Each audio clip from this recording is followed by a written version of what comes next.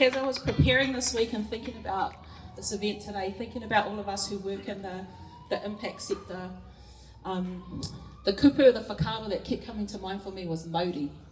Te mauri o te tangata, te mauri o te taiao. You know, like, where's the mauri, where's the essence of our people when we think about things like AI? We think about robotics and technology and how it's moving forward. You may have all heard the saying, tihei mauri ora. That comes from way back in the start of humanity, when Tāne Mahuta crafted the first human, the first female form out of clay, called Hineahuone, and he breathed life into her and she woke with the words tihei mauri ora, the sneeze of life.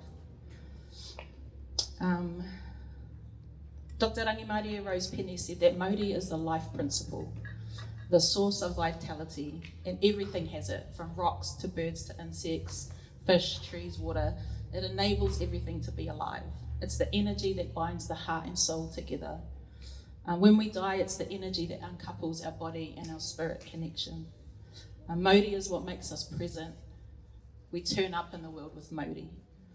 Ko te mauri he mea huna ki te moana, ko te mauri he mea huna ki te ngahere. Couple of whakatauki that talk about mauri being hidden in the forest, hidden in the oceans. And it's what makes us feel alive. So in some ways, I feel those whakatauki are a challenge for us, that mauri is something that's hidden, but something that can be found, something that can be sought out. The secrets are available to us.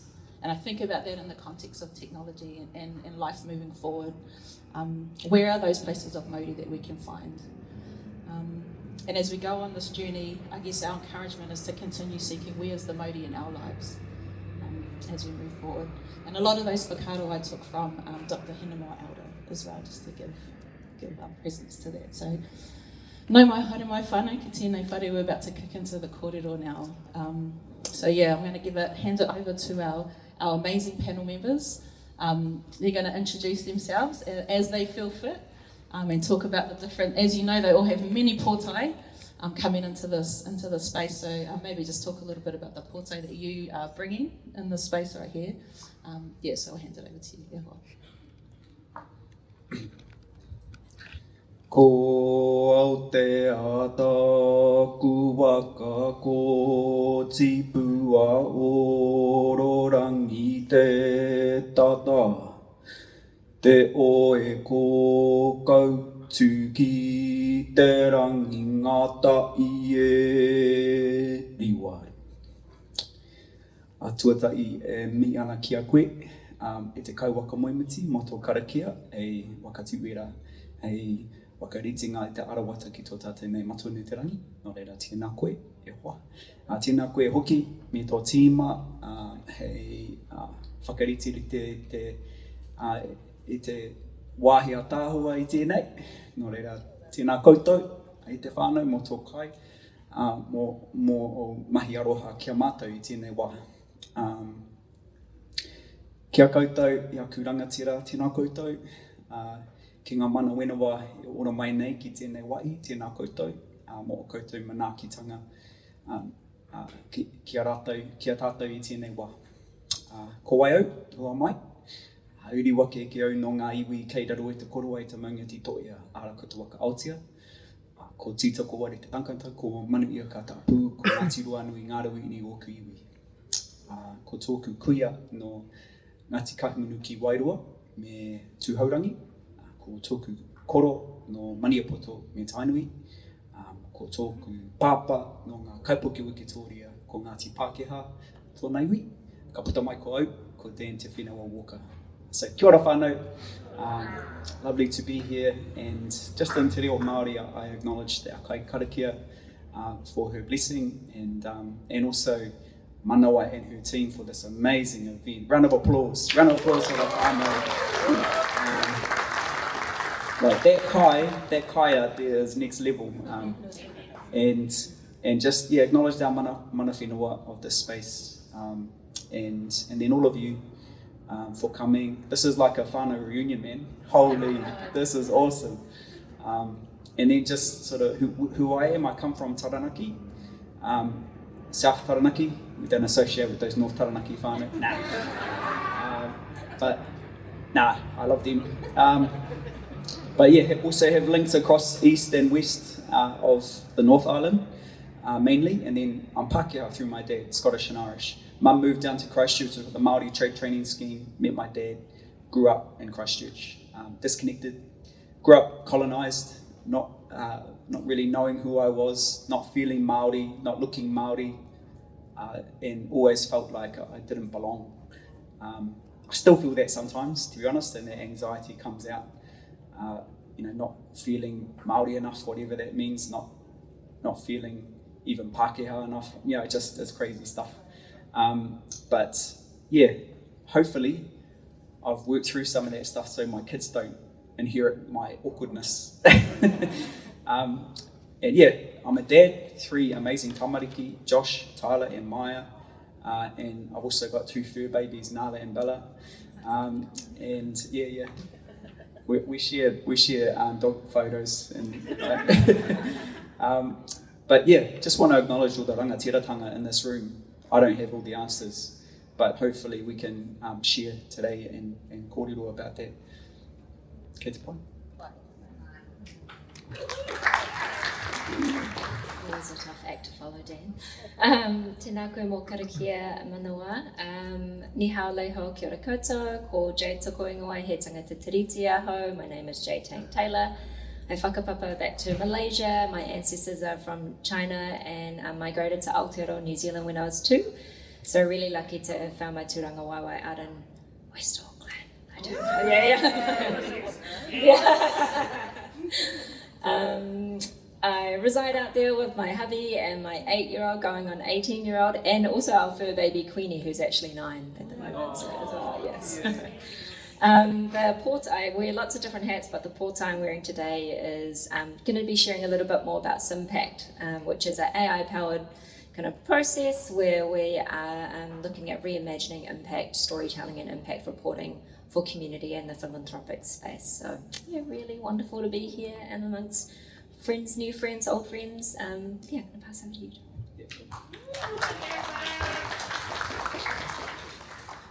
Kia ora Jade, kia ora Dan, ko waio, e huri ahau no horike me rarotonga ahau, ke ukatoia ahau I noho ana e nai nei, ko Tyrone Tangata Mākiri, tuku ingoa. So yeah, kia ora everyone, my name's Tyrone. I'll be honest, it's a little bit intimidating. Usually, you're on stage and you're looking down at people, but I feel like I'm looking up at you. And I also think it's because of these comfy chairs. So I try my best to kind of sit up and work on my posture. But yeah, who am I? I come from a place called Horike up in the Hokianga, so Māori, but I'm also Cook Island, come from the islands of Rarotonga and Achu as well. But I'm on the other side of Jade, so I rep East Auckland, so from a place called Glen Innes. We have it on all our attire, and really proud of our place I'm born and raised in. In terms of the AI port tie I wear, I'm kind of co-lead with my partner over there. We both partner in business and in life, and we started our own business supporting communities around learning about AI and kind of its impacts. So yeah, today we'll be talking obviously into that and hopefully running a workshop for those that kind of want to know a bit more about it and how to kind of use it. So yeah, that's me. And I've done the bad thing of saying I'm also a father. Sorry. I've got 2 lovely boys, a 5-year-old and a 1-year-old, and I don't have a fur baby. I guess my partner will say that I'm the fur baby, I'm the one to look after, so I'll leave it like that, eh? There's just some seats around the front. There's a really beautiful green comfy one here as well, if anyone wants to claim that, sis. Love that. Looking stunning, by the way. Come on, Navi, there's a spot up here for you too, Ray. Right in the middle. Woohoo! Oh, colour coordinated too, we love it. Well, talofalava, my name is Julia Anot Nini or Ne'e, depending on who you're talking to in my Samoan family, or watch me whip, watch me nay. Really just take it as you will. I am the CEO and co-founder of Whaipawhale, but to be really honest, at the moment I am the head of security and salesperson for our Young New Zealander of the Year. That is basically my full-time job right now. Ete is my beautiful and amazing co-founder, and we've built Whānau off the back of working in the tech industry. On Ete's side, it was in the technical space, and for myself in the non-technical space. And we had an incredible journey, I would say, in growing and evolving in corporate tech. And then you had that real sense of disillusionment, an existential crisis, and wondering, have I really done all of this? Is there so much ancestral sacrifice to help a slither of humanity who are normally white and male get richer and richer and richer? And is it going to be at the cost of myself? Is that what it is all about for us? And so we came together at KFC Royal Oak, both ordered the exact same thing with extra seasoning on the fries, and we cried. We cried about what it felt like to be a young brown woman in corporate technology at the time. And that's really where we were born. Whānau, that's where it all began for us. It was a place of trauma. There's nothing stronger than a trauma bond. It can be used for good though, and we're 2.5 years into building Whānau. We've engaged with over thousands of people in person, and we've just clocked over, I think, 3.5 million online, which is all because my co-founder goes viral almost weekly. But really, we were focused on solving the digital divide. You know, right now in Aotearoa, 25% of the Pacific population don't have access to Wi-Fi at home. 25%. And that's all the stats that we can even get. Now, when we're talking about AI, we really want to double down on this is not a new divide. This is not a new issue. This is an existing issue that is going to get further exacerbated. And public sector is not doing anywhere near enough. There is no national AI strategy. There is none. I've seen the draft, and it was, I'm not going to put any words in there other than my facial reactions. That is deeply, deeply concerning for all of us. And this is a citizen issue. This is not going to be relied upon the same slither of humanity that have built these tech companies to decide that they are best placed to shape what our future looks like, to shape what humanity should look like. It is a citizen issue, and if you have a face, you have a say, because all of our faces are being used, all of our data is being used to be monopolized, and when you monopolize resource, you monopolize power. And so really what Whānau is all about is more than anything at the moment, it's about exercising critical thinking. It's about thinking about thoughtful adoption. It's about having ethics conversations over and over again in our team and in our community, because we cannot afford to just blindly adopt and be consumers of what we're told is best for us. We have to be asking questions, really thoughtful questions, and pushing back on the hype train of AI. So I'm really excited for this panel today. Just lay it out like that, eh? Well, the thoughtful question I have is, do you have a fur baby? Oh yeah, I'm Molly's mom. I'm surprised he didn't come up. Oh, I kind of was just on a bit of a, I don't know, I was on a tech talk you didn't ask for. Got all the amens coming through. And I also have a husband, yeah, Dylan, he's amazing too. He's epic. He's also in AI. He's in AI and healthcare, which is really neat as well. So, yeah. Yeah, choice. What a beautiful panel, eh? Why don't we give them a quick hand right now? I don't have a fur baby, but right now I'm trying to catch a mouse in my house, so that kind of counts, like little punk, and saluting me hard out. Okay, all right, let's get into it, eh? We're going to go there today. We're going to go there and go into some deep stuff, and hopefully the things that are concerning. But I want to just start the kōrero nice and easy, start warming us up. And we're going to start with like the potential and the possibilities, what's so cool about AI. Before we get into that, we're just going to go along. I just want to get a little gauge from everyone in the room around how much knowledge or confidence you have in AI, just to make sure we're having a good kōrero at the right space. So put your hands up if you feel like you're pretty confident and pretty knowledgeable about where AI is. Ka pai? Awesome. Take note of these people, guys. You can hit them up later. And then put your hands up if you feel like you're midway. You got a little bit of understanding, but still interested. Okay, ka pai. And then hands all the way up if you're a newbie. Yes, make sure you suss out these people too and get around them. Ka pai, is that helpful? All right, so talk to us team. What's the potential? What excites you about AI at the moment? Tyrone with the mic. Yeah, I was trying to pass the mic on to my first, but hey, here we are. In my personal opinion, I think there's a lot of potential. For anyone that has used it, you can already see what it can do. and not just with, I guess, with helping you think, but also helping you do. So there's a lot of possibilities, and I'm trying to think of like, what could I say to actually really bring it home? I think for me, in terms of the possibility that I want to see, or the kind of future, is that how do we use this technology to kind of create the lives that we want to see for ourselves? And I think there's a massive opportunity to do that, but there's also a lot of challenges that comes with doing that as well. Julia here spoke about, who's actually in control. For a lot of these tools that we currently use, there are bigger companies that are in control with those. But then I also want to kind of say there's also opportunities to create what they call your own, not your own model, but kind of do open source, where you can actually create your own kind of stuff as well. So I'm trying my best, guys, hopefully to kind of explain in a way that there's a lot of possibilities, there's a lot of things that we can talk about. But for me, and what we do at second half is really trying to focus on how can we create the lives that we always saw for ourselves, and how do we use this technology to do that. And for myself and second half and Camilla, we really believe in mana muti hake, and being able to determine our own future. So yeah, I think AI can play a big role in that. What's one way that you're using it right now that's making your life better? To be honest, the biggest, the way I use it, it just helps me get unstuck. So even though I'm using it, I still have my own challenges, but when I'm sitting there, but I've got a problem in my head, I go straight to it to kind of unpack myself. Now, not to get the answer. One big thing that we talk about when we're running our workshops is about how do you practice your discernment.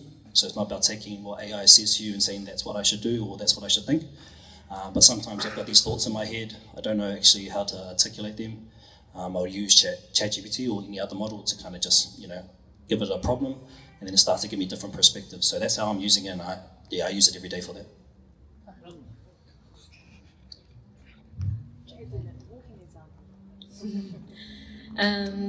There's so much potential for good, but there's also so much potential for bad, which is the next question. So I'm going to focus on the good for now. I wear lots of different portai. One's an academic hat, Academy X, and we're seeing it on a daily basis when we're working with our master's students and how it can support them with their research as well. And it's really important that there's critical thinking kind of lens applied across any tools that they decide to use. And there's really clear kind of referencing in terms of if they are using a tool, how are they using it, what are the prompts, etc., etc. In terms of the strategic foresight kind of community and futures hat that I wear, we're often using it to, gather insights and inputs from a collective of people that we're running workshops with, and then creating scenarios, imagining future scenarios, whether it be, positive best case scenario, worst case scenario, and then kind of a wildcard scenario in the middle. So a really creative thought partner. And I guess with Simpact and the social impact work, we having worked in the community sector and the philanthropic sector, a lot of us are really kind of short on time and resources. So if it's helping you make your, saving you time and money in your day where you're already really resource stretched, then that's a great way.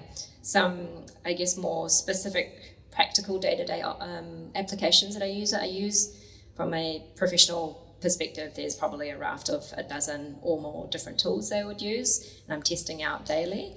But from a personal space, which I don't always share, is there's a particular AI coaching tool that I'm drawn to, and I've kind of trained in a way that if I'm in the middle of the night and I've got this random thought in my head and hubby's asleep and, my cat doesn't want to chat to me, I use this thing called Pi, so pi.ai.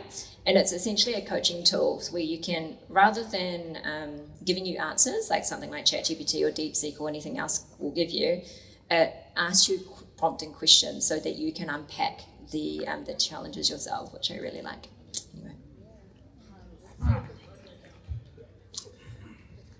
Anyway. Firstly, just want to recognise Tuihana. Kia ora Tuihana.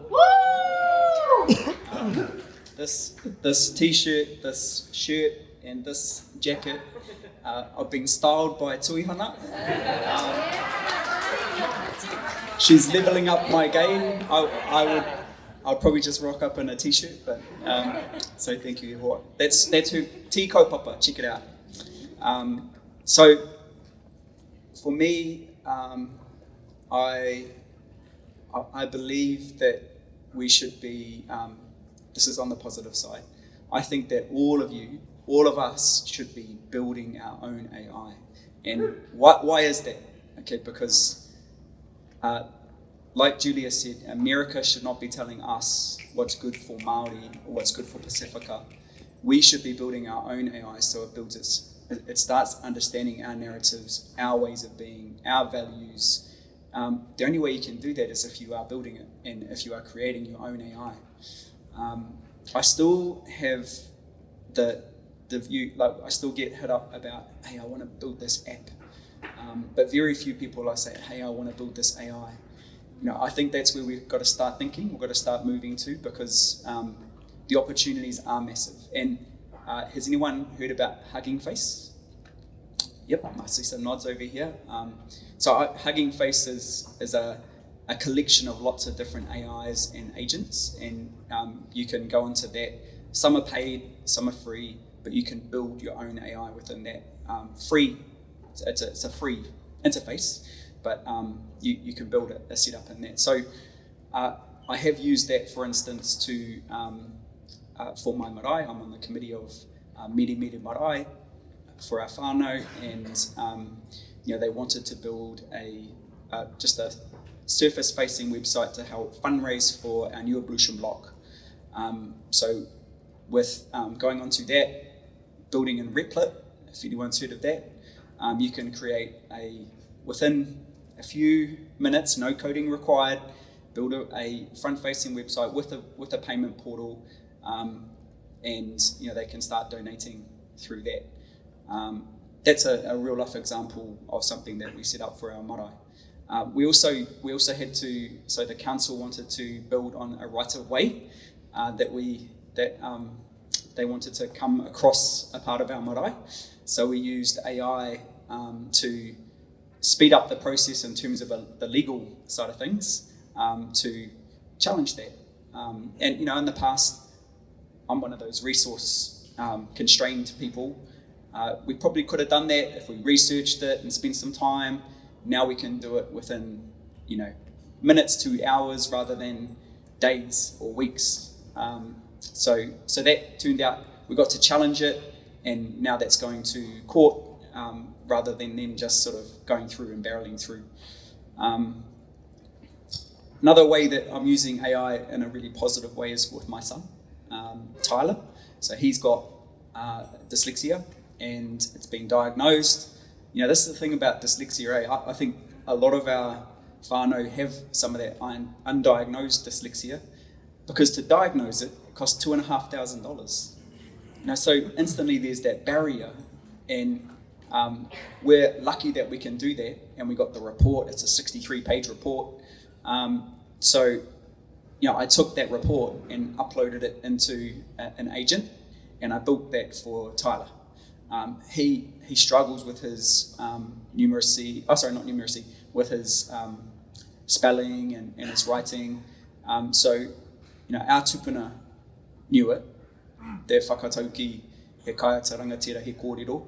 The food of chiefs is to speak and to kōrero. So this gives him an opportunity to kōrero. His issue is he gets overwhelmed, and his processing is the issue.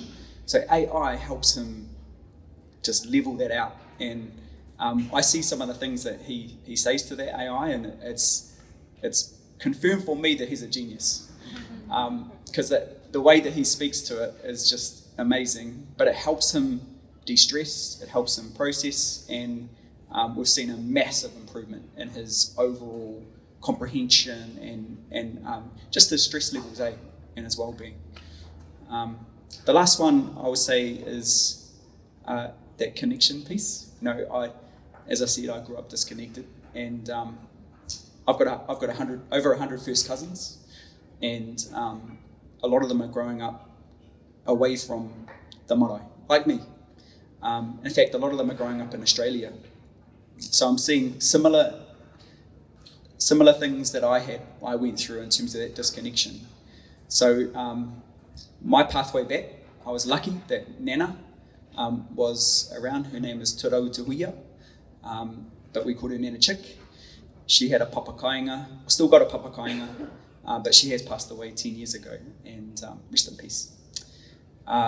So Nana's not around anymore, but we created a custom AI called Te Rautuhuia, and we've fed it with stories and information about our marae and our connections, our tupuna, how we ancestrally connect to these different marae, and then also some stories about us as the hikuru of Whānau.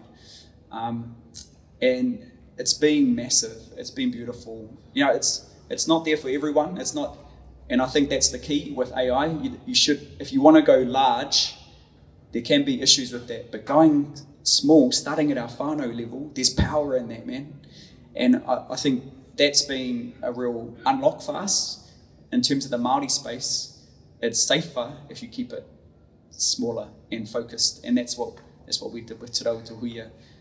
So yeah, that's just a few positive impacts for us as a whānau. Kia ora. Amazing. Just before Julia starts, there are a few more seats in on this, so guys, if anyone needs some, just wiggle your way along. Ka pai.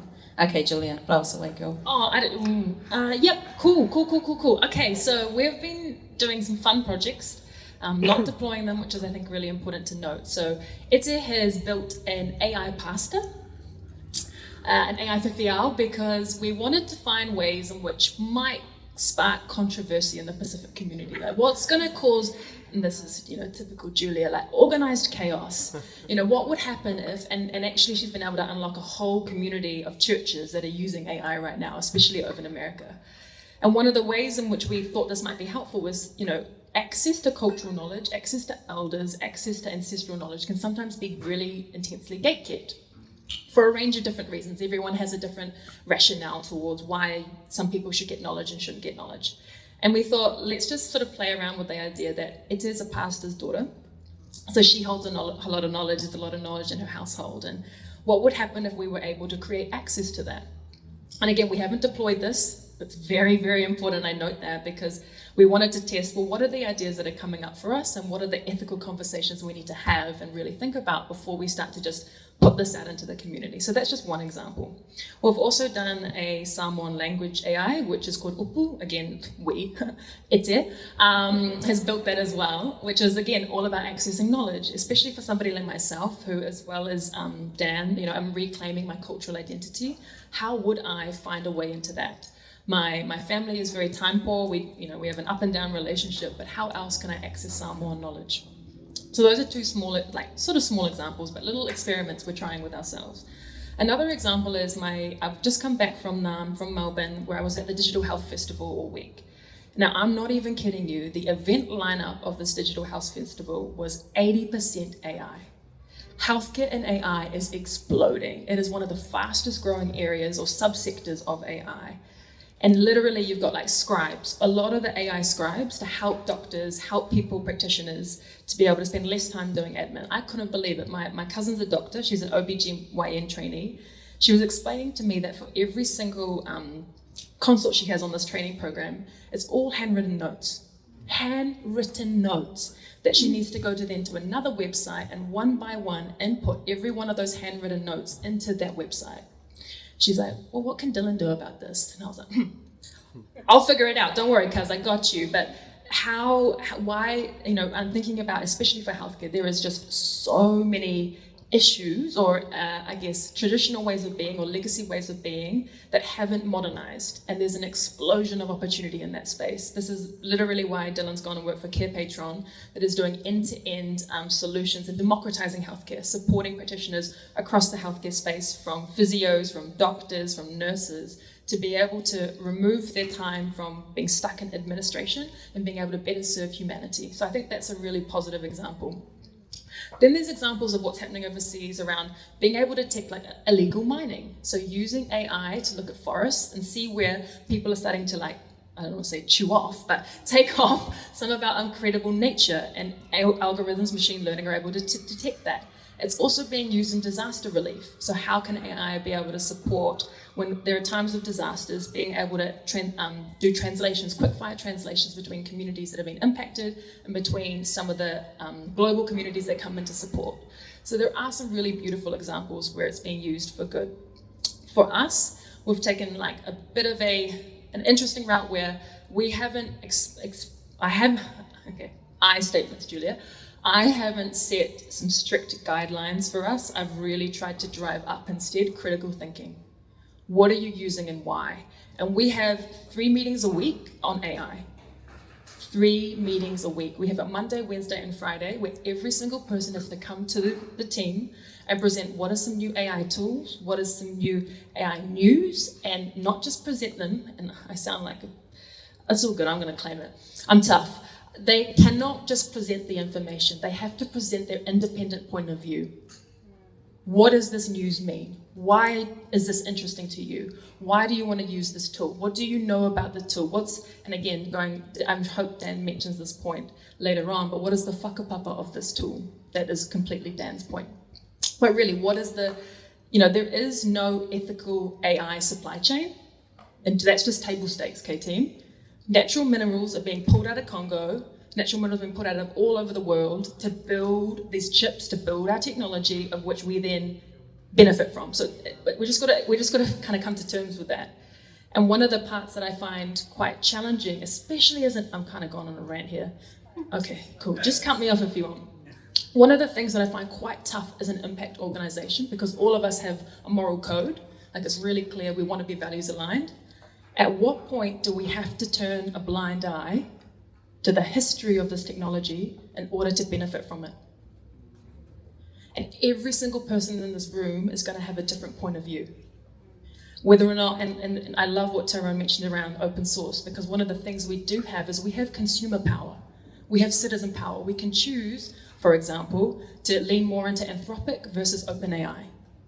That's a choice you can make because Anthropic is more progressive in some of its, some people might say hollow ethical strategies, but maybe we're just going to go with that because that's what we've got. But one of the things that's really, really important is the moral decisions you make as a leader, because we're more conscious, because we care, it's going to be a challenge. And that's just part of the journey too. And one of the things I said to the team and kind of say to myself as well is it's okay to change your mind. Like, show yourself grace, because all of this information is being released and they're only picking and choosing what they want us to know, team. Like, I remember working over in San Francisco. I've worked overseas. They call us normies. That's their code name for us. We're normies. We're the normal people. They make fun out of us. I'm so sorry if that's disturbing anyone, but like, there is another, there's just a whole space around this, but it is a challenge, especially for those of us in this impact space, around where do we turn on the ethical considerations or where do we have to turn them off, because our survival is also really, really important. Our circle of control, our work that we're doing in our communities is really vital to seeing humanity shift and change. Woo! I'm going to come to you next, Jade, to start. Just kind of, I guess you can flow off what Julia sparked there. So I saw something the other day that was a real simple statement, but it just said simply, we don't know where this is going. And in some ways it was like, well, we don't know where this is going with AI. No one really knows what it's actually going to end up being like, whether it's 5 years, 10 years, the next generation, stuff like that. And in some ways I found that statement really disturbing, like, what is going on here? But the flip side of that, I also found it quite comforting, because we're in that phase now where it is just evolving and growing, and it's coming to life. It's changing the world that we live in, and so we get to kind of live and experience that part, and it's up to us how we engage with that and what we do with the time that we have.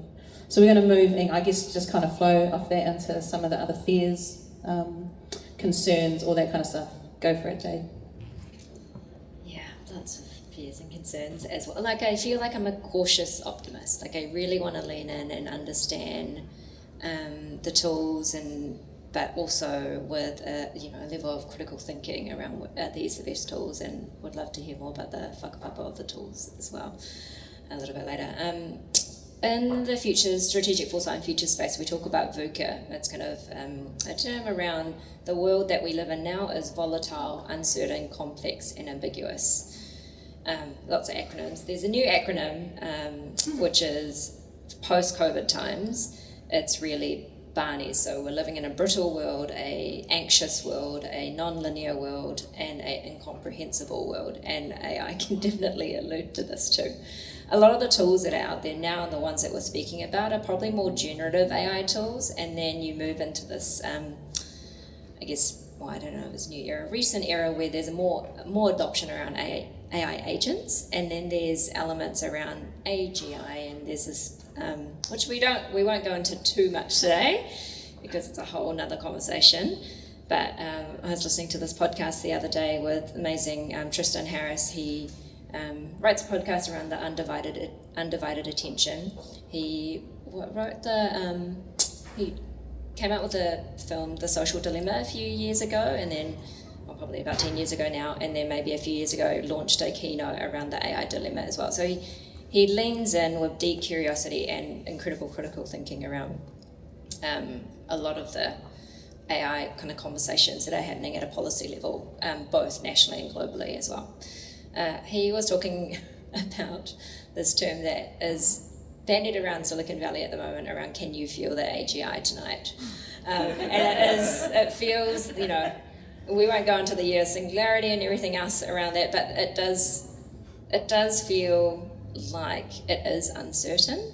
I guess how I'm approaching it is I'd rather lean in and deeply understand with a sense of curiosity, critical thinking, and cautious optimism than burying my head in the sand, pretending like nothing's ever happening and nothing's going to change, because change is the only constant as well. In regards to Julia's point around the minerals coming from the ground, really, really challenging kind of kōrero and conversation to have there. But that also, they're delving and extracting minerals on the ground for also our smartphones as well. I was on a panel discussion, a workshop a couple of months ago, and one of the questions was, what are the environmental impacts of AI? Which often comes up quite significantly, and it's huge, it's significant. But if you think about also information communication technology, that part, it's 2 to 3% of the global energy consumption. So, there's other like transportation, electricity, everything else like planes, etc., that also takes, releases greenhouse gases.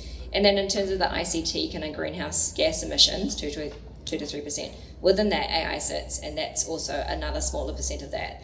So not to say that isn't significant, it is, but also is surfing the internet, also doom scrolling, also, talking to a couple of my AI advisors, Michelle Dickinson and Joshua Weil, and they're like, if you're going to be using these tools, be mindful of the energy usage, use it for good, maybe, don't get me wrong, I love cat memes and generating like illustrations of cat memes, but be intentional of how you use it. Again, that critical thinking, right? So, anyway, sorry, that was me rambling on. We'll pop to Ty next, just some of your concerns, what you're seeing, and maybe some like cool practical examples for those that may not know yet. Yeah. Then we'll come and hear about the whakapapa after that. Yeah, awesome. Yeah, I'm happy to talk to some of the, practical examples and fears. So for us, we run workshops and we go into different communities and into different spaces, whether they be the workplace or even into people's houses, which I guess bring different energy. And our purpose in that is to kind of be in a space where we can, where people that are attending are comfortable. The reason being is because these questions keep coming up, stuff around environmental concern. I talk to a lot of educators, talk about academic integrity. Also, we have large conversations around Skynet and Terminator. Is it going to be real? To this whole AGI conversation, all the way down to job displacement and what does that mean for me and my career if AI can already do my stuff. So there's a lot of conversation we have, and I'm similar. I'm kind of a cautious optimist in this space where I feel these conversations are needed, but how do we look to like not just the positive, but how do we look to ways in which we can utilize these tools, but also be cautious around how we utilize them, especially for some of these concerns. And I think for me, what's really interesting about this, and this is kind of the reason why myself and Camilla set up Second Half, is that the conversation around job displacement is kind of not necessarily just concerning, but I think there's a lot to that I feel, in terms of my own personal fear, that we don't discuss enough of. And one of it being that, besides it taking our jobs and all of that and what that looks like, and again, it's uncertain what that looks like and what will go first and all that jazz. But I think my fear is that we talk too much around the pessimistic future, and actually there's an opportunity. And I'm not to say that it's just going to come through AI, but I think we've all talked about how we're leaning into the lives that we want to do and lives we want to, lead. And I think when it comes to kind of this whole idea of a job, work's not going to just go. There might be other things that are doing the work, but I'm sure if we had a future where I could do the work that I want to do, and we have technology doing all the stuff we don't want to do, I think that's the opportunity. So I guess my fear is that maybe what drives us is the urgency around us losing our jobs, but hopefully leaning into more like, actually, there's an opportunity to really change our lives. And that's not just with AI. One of the big things that we talk about too with the workshops we run is that a lot of stuff, especially Indigenous, but I'll just lean into Māori a bit, when it comes to, I guess, not even just losing your job to AI, but kind of this whole idea of like, if this is my job and I lose it, there's kind of that identity crisis of who am I, And I think for if I lean into Māori, kind of that use of the pepeha or who we are, we've got actual knowledge in how we kind of operate and kind of find our identity. So there's things that we can just do naturally that I think will hold us steadfast in kind of this future. But I also think there's a lot of opportunity to actually create the life that we want. And there's a lot of stuff that we're doing, and we've got projects specifically working on around how do we build local economic resilience. So working with communities around if there was a future where wage security becomes a challenge, how do we make sure that people are able to still thrive and still live, and what does that look like? And it's building skills, but also looking at and potentially using AI to look at how do we look at different ways of ownership. It doesn't have to be just this individualistic, I got to own all these assets. It could actually create shared collective ownership and doing different things, whether that's at a community level, iwi, hapu level. There's just so many different things we can do. So there is a lot of fears. We have a lot of these conversations, but yeah, I think for me it's not about reframing it, but it's actually going like, are we letting our biases of being in jobs forever holding us back for the opportunity of actually creating a life we want to see for ourselves? So yeah. Awesome, thanks Ty. Yeah, we'll come over to Dan. We'll do a couple more, and then we're going to come out for questions. So we won't have much time for questions. So if you really want it, you can get in there. But talk to us about this concept of the whakapapa of AI, because it got thrown at you. Yeah. You got us, brother. It's so good though. It's so Kia good. ora, kia ora. I do want to say this actually, the whakapapa of this kōrero actually goes back to matua wikoku. In 2016, I was doing my master's thesis, Tikanga Māori ki te ao matieko, which is Māori values as a framework for digital leadership. And I interviewed him and asked him, how important is tikanga in this space? And he's like, tikanga is everything in this space, because AI is dominated by the profit motive. Tikanga is there for everyone. And that kind of started me on that journey. So, kia ora, kia ora. So if we look at AI right now, we know it's advancing very quickly.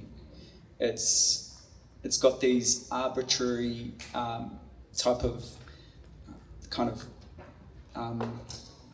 I guess they're kind of like a way to measure how strong these AI are or how good they are.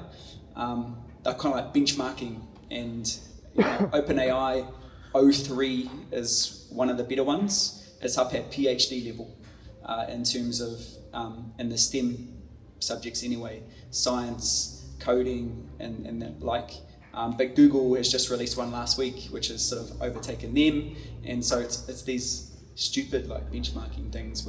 But anyway, we do know now that in the past, intelligence, going to university, getting a degree, getting a PhD, these things gave you mana. They gave you monetary benefits as well. What we're going to see though is intelligence in itself is just that the importance of that is going to go away because it's going to be on tap. Anyone can access it now.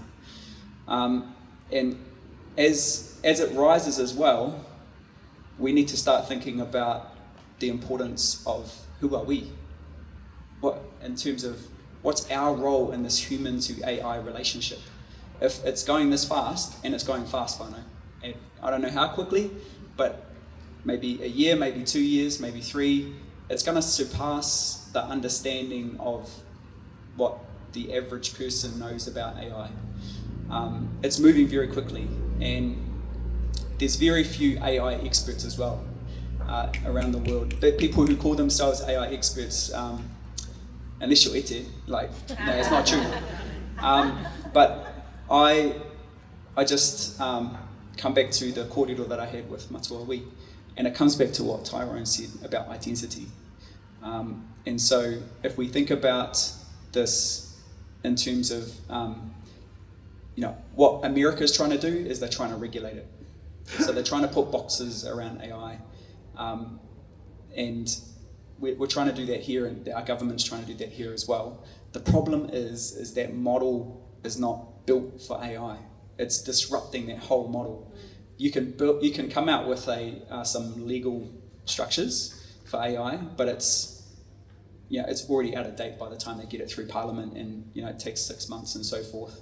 And the issue is right now, our creative industries. That's one I'm really worried about. Like our art, our video, and right now that all that stuff is being cannibalized, where AI has scraped the web and pulled all of that data, and now you can build all sorts of art. And I really feel for our creative whānau, and how AI is just ripping the soul from it. And so, regulating it is not the answer, okay? Because also regulating it creates these massive barriers to entry, which only a few organizations will be able to benefit from. Full disclosure, I work for Microsoft. So I'm not speaking for Microsoft here, I'm speaking as Dan Walker from Ngāti Whānau. So I will just put that out there. But Turn the cameras off. the point is regulation isn't the answer. Relationality is the answer for me. So who has some of the best relational frameworks around the world? Our Indigenous whānau. And so if I can talk from a Māori perspective, I look at our identity, our whakapapa is everything to us. What does whakapapa mean? Anyone not know what whakapapa means? Matua Wī, do you want to explain quickly what whakapapa means? Well, it's basically our friend lines, whether they descend if you want to go that way, or they ascend if you want to go that way. Kia ora. We're all connected with Maori, and then Tapu, and then we can go on and on and on and on, Aye. up and down different levels. But essentially, we exist within this humanity that we know ourselves as Māori now. How do we share that? And it's not just a human whakapapa, right? We whakapapa into the environment, the world around us, the sea, the sky, the clouds. And so if I talk from a Māori perspective, Māori have had, from the dawn of time till the end of time, we've got ways of acknowledging different ecosystems of intelligence. So the moana, the sea, is an ecosystem of intelligence.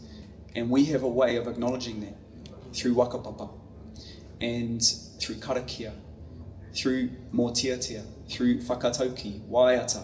So many different ways we can acknowledge our moana. Through the ecosystem of our plants and our trees, tāne mahuta, from the ecosystem of Ranginui, our sky, the stars. So much beautiful mātauranga that we can draw from. And that concept of wakapapa connects us into understanding ecosystems of intelligence, even in AI. And I've heard Julia talk about ancestral intelligence, and this is part of that AI in terms of ancestral intelligence. In terms of acknowledging that this ecosystem of intelligence and our relational connection to it, if we were to have a pepeha for AI, so it foregrounds its purposes. Where did it come from? How has it been built? You know, in terms of the extraction of people, resources.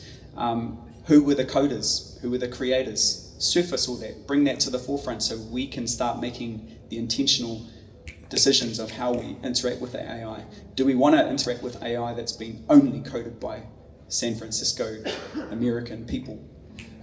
Or do we want to interact with AI that's been built by Māori, for Māori, on Māori land? So this is the concept of whakapapa for AI. There's so much more to it, but that's the kōrero. Ooh, beautiful, eh? We're gonna come to you, Julia, for a last. I don't even feel like I need a prompt. You want to talk about? I have one more point, and then we need some time for questions. So Okay. get in there. Okay. Now, yeah. All right. We'll go a different way. I was going to make a whole reference to points that we've shared in an AI funnel we've done recently. So if you don't already know, Ite has a free AI masterclass that's built, run a world-first Pacific-led AI masterclass that's really accessible for anyone at all to get a first introduction into AI. And it's a really incredible piece of work that also honors Ite for all that she is and for all that she's yet to become as well. So really proud of that. It's on our website. We can share the link as well. But what I wanted to do is a bit of an exercise because I've yapped a lot. And I want to ask Johnny to put your hand up, please. Don't be afraid. There's Johnny from Brown Pride. Johnny! Woo. So Johnny and Mere, so everyone on this side, can you please say the word outrageous when I point to you, okay? So we'll just practice. Outrageous. You can say it a bit louder if you want. Outrageous. Amazing. And this side of the room, you're going to say absolutely. Absolutely. A little bit louder. Absolutely. Okay. So this is an incredible book called Imagination. And it's by a wonderful black woman called Ruha Benjamin. And she does this exercise of asking us all, whose imagination are we living in? So I want to play this out with you. What did I tell you to say? Outrageous, eh? Outrageous, okay. Absolutely. Absolutely outrageous, okay. Wi-Fi for all. Outrageous. Sending 5 women to space. Absolutely. AI literacy for all. AGI. Absolutely. No job displacement. AI agents does everything. Absolutely. Now you can see what's happening here. Why is it that social justice, basic human imaginations are seen as outrageous, but Silicon Valley profit-led agendas are seen like, oh, of course. And that is the world that we're living in right now, where our ideas might be seen ludicrous. And you know, they're putting data centers in the ocean, thinking that's perfect. No offense, Dan, but Microsoft did a massive trial around this. And what about the Moana? What's gonna okay, great, we're gonna keep your data centers cool, but what's happening to our ocean? But that's like a logical imagination that they're all like, yes, sign off. Let's do it, that sounds great. And so I really want to spend us time here today asking ourselves, what's the imagination that we are not surfacing, that we are not tending to? Entrepreneurship is economic emancipation. You're looking at 3, and I'd say Dan's an entrepreneur too, really, right? Dan's an entrepreneur too. All 4 of us are entrepreneurs that are able to build economic models. You know, Whānau's in a bit of an interesting space for business right now, but yeah, we're still, it might be an empty model. Anyway, we've built economic models here and now because of AI. And that is a form of self-determination. There are still a lot of questions around, how we try and do it in the best way possible. And I would say these are 4 people that are trying to think about that every single day. How do we mitigate harm and increase benefits for all? But ultimately, it's going to be up to us to imagine a world that's different from what it is, and to not just inherit what we've been told. And we all have the power to do that. Ooh-wee. Well, we're going to come out for some katoa. Yeah, give it a good clap. Give it a big compliment to our whole panel, actually. But we are a little bit out of time, but we will have a couple of questions, and then obviously you can have kōrero with each other afterwards. So who has pātai? Hands up. All right, ngā pere you first therefore. Kōrero mai. Surprise. Kia ora koutou. I work in the data space. We build technology, we try to democratise data because we feel like it's such a valuable resource for communities and everybody. Something that we see, we're testing AI models every day to see how accurate that data is. And when it comes to publicly available data, it gets it wrong 9 out of 10 times. So it's a big concern for us because I've seen reports and lots of the things out there with incorrect data, and because AI makes it so convincing, it makes it like, wow, that's a really convincing use of information. Now, I love the idea that we can use AI to help fund communities, help, which is I think down the line that your business has taken, Jade. So my question is, are there tools available that we can use or people can use to test assumptions, to check the data? Is there anything around that you guys know of? Because it's a big concern for me, putting out all these data sets, and if it's going to be used incorrectly, it's actually causing a worse problem. So I just wondered if there was any in your line of work, what you guys do to prevent that. The journey, great question, Ngahere. So the way that Impact works is really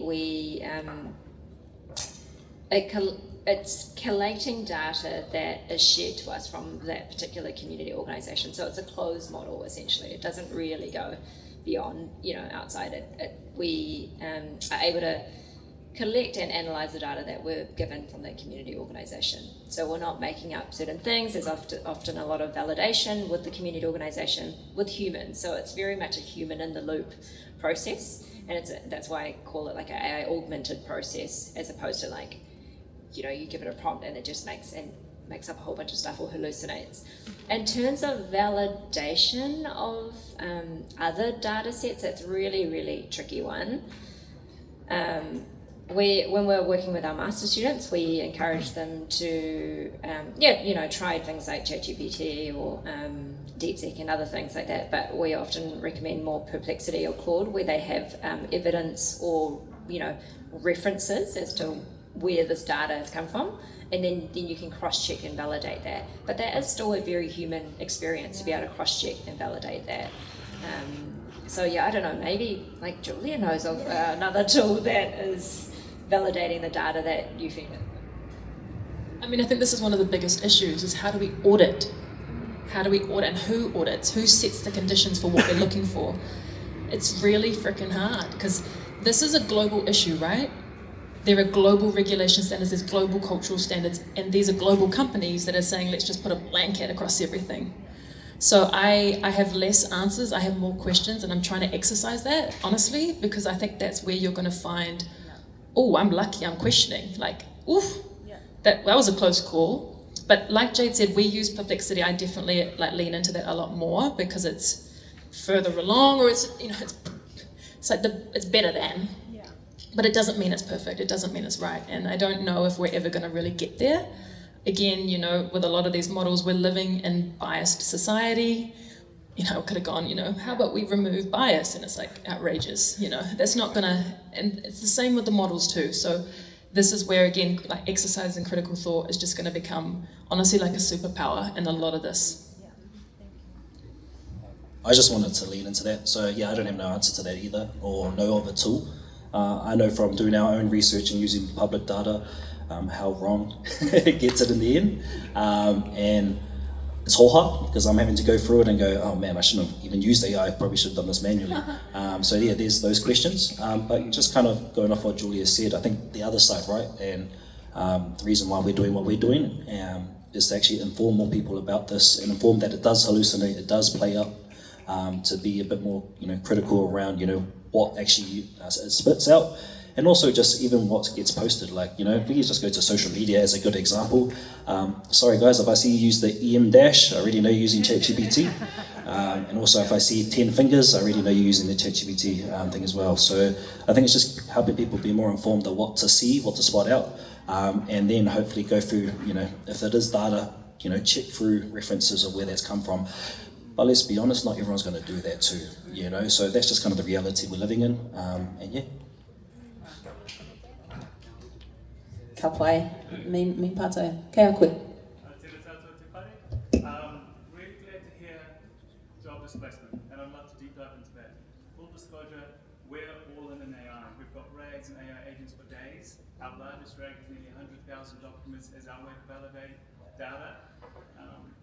But the more we get into it, the more I see Aotearoa and many countries heading toward a clip of job displacement over the next 3 to 5 years. So, after in policy groups we talk about AI literacy. I used to say health literacy, financial literacy, now I say AI literacy. But there's more we need to do. Like Dan said, the big part of policy groups is like, spinning in the wind and hoping it's going to land somewhere. So we have to make a difference. And I don't know if it's right to say AI is going to take our jobs, because it's another tool, another mechanism. It's not good or bad. It's the impact it has an economy. They could take our jobs, so just think in mind of what can we all do, but I'm kind of everyone I know how to build an AI agent, know about these things are going to be the jobs of 35 years. What do we think is the contribution we should be having as we think about job displacement and what the future 35 years might look like? Total records. Retrieval augmented generation, which is being replaced by CAG soon, by the way. A RAG is a way to give an AI document so that when you do your internal database RAG search, it actually says, cool, it's from this document. By the way, anyone building AI agents, every single prompt you have to make, you have to say, don't make stuff up. Every single AI agent prompt, because it will happily tell you something and it's made it up. Yeah. I think we've found our panel member for the next panel. Yeah. Cool. Over to you, Dan.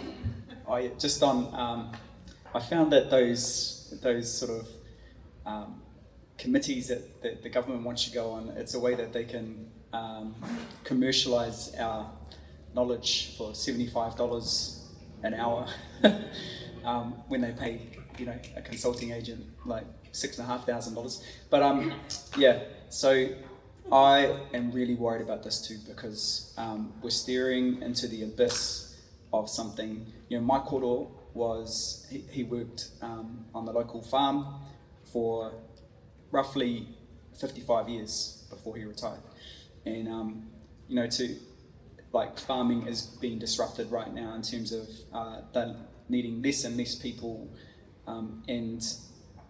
But if you identify as, this is who I am as a farmer, like you said, bro, there's gonna be some real issues for, in particular, Māori and Pacifica, because that's, that we're such hard workers. We mahi hard, but mahi is only a part of who we are. There's our community, our whānau, hapu iwi, our church. And so, if that goes away, that's an important po that upholds us. So we do need to be thinking about this, and that is somewhere where the government has to lean in, and the government has to start pushing hard around how they can mitigate that. It's going to happen, whānau, and we need to be thinking collectively, is this for our communities? As impact social entrepreneurs that you are, we need to be thinking about how we support our whānau, hapu and iwi, and at the same time, there's a moral imperative on the big tech companies that they can't own it, they can't solve it themselves, but they have to play a part. So I think that's got to be a part of it too.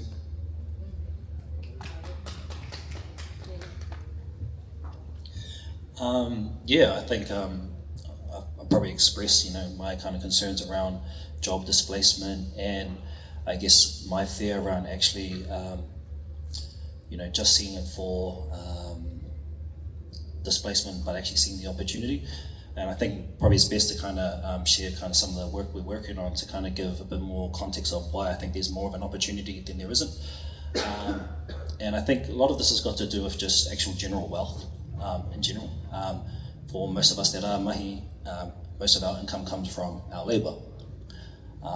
But as you know, the income doesn't just need to come from what we do, it can actually come from ownership of assets, and then things like what government can give to us. Now, my big fear around all of that is that I think 100% we need to lean into advocating how could governments, not just at the central level or national level, but also locally. In Auckland we have local boards and we have different communities and what they're doing and their power that they have. They need to be doing stuff, but to lean into even what Julia was saying, I think it's all about us around how do we be a bit more informed, how do we put ourselves in our position and work together to create opportunities that are more, they're not individual ways of owning a business. It could be shared collectives. One of the big things that we're working on at the moment is kind of talking to businesses around how can you do an employee share owner buyback. So instead of just earning from your labour, actually how can you have percentage or stakeholdings in that actual business? So if you were to go and you were to be automated out, if that business still continues to grow, you still make money from that business. So kind of challenging different ways, and there's a lot of different solutions in which we can look at. But I think, to that point, it is a concern, and it's also, again, I don't want to continue stressing this, but it's an opportunity to look at it differently. Yeah.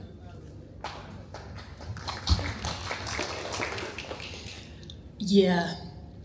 So Thailand has just come out with a recent announcement that their government is going to ensure AI literacy across the entire country. Enormous, okay? Thailand. If you went there for a full moon party, they're more progressive than us right now. Way more progressive than us. And our current government is only focused on secondary school and primary school and changing the curriculum. And it's like, are you kidding? You really think it's going to start and stop there? And I've voiced that very loudly and strong, and I'll probably never be invited back again, but that's okay. It is what it is. This is why we released our AI masterclass for free. There was a business case that we should set a barrier to entry because it's a need that our community should have to pay for. And some funders have really tried to tell us we need to commercialize. Fiberfully needs to become a commercial entity. But ethically, we work in equity. And if we were to make a statement, we're going to put a price point to AI literacy as a Pacific owned and operated business, I would not be able to sleep at night. The problem is, who's funding us to keep doing the work? And beyond that, who's bearing the transition costs of this opportunity? And I'm really sorry to rain on the parade of the opportunity, but who's paying for you to shift from a state of fear to a state of opportunity and creativity? And I'm not just talking about money. I'm talking about time. I'm talking about emotional headspace, cognitive headspace. A lot of our community have got, intergenerational households. Where are they going to find that ability to upskill, reskill, and adapt to the workforce? And we've made a really strong statement that we are moving from I am what I do to I am how I adapt. That is the time that we're living in. And we're living in a state of skills flux. The skills of the morning are fish and chip paper by the evening. You're going to see us go like this and this. The shelf life of skills used to be, you'd have a skill for about 30 years. And maybe you'd have to upskill once because you want to become a manager, and then you're good, you retire at 65. Currently, it's proposed that there's a shelf life of about 6 months of a skill, 6 months. And that's going to get radically, radically smaller.